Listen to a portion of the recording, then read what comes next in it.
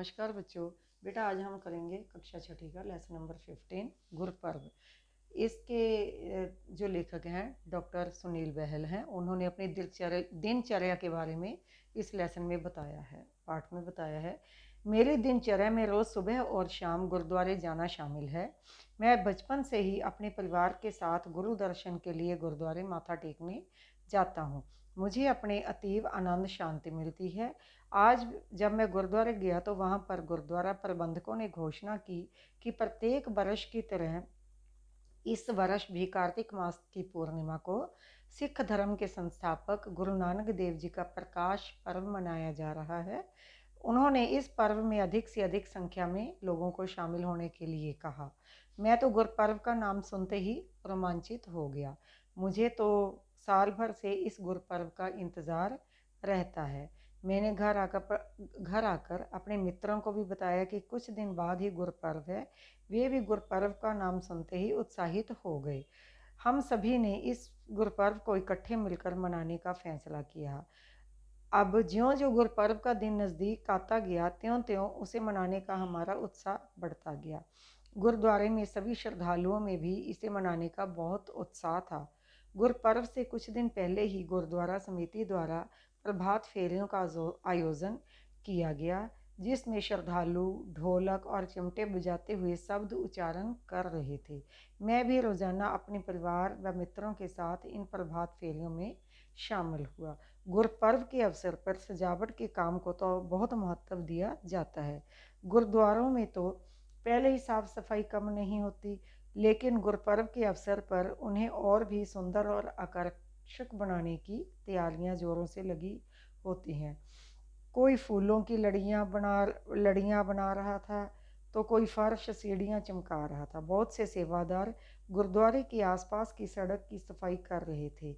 इस खास दिन के लिए गुरुद्वारे को रंग बिरंगी रोशनियों से सजाया गया था। रात को गुरुद्वारे की शोभा देखने योग्य थी। सचमुच गुरुद्वारे को इतनी खूबसूरती तो हमेशा के लिए मेरी आंखों में समा गई। गुरपर्व से 2 दिन पहले नगर कीर्तन का भी आयोजन किया गया, जिसमें अनेक लोग शामिल हुए। नगर कीर्तन की अगुवाई 5 प्यारों द्वारा की गई। उन्होंने निशान साहिब को बड़े ही उत्साह व श्रद्धा से पकड़ रखा था। नगर कीर्तन में गुरु ग्रंथ साहिब जी की पालकी को खूब सजाया गया था। उसके पीछे पीछे कीर्तन मंडलियां शब्द कीर्तन द्वारा लोगों को निहाल कर रही थी। वह प्रसाद वितरण किया जा रहा था।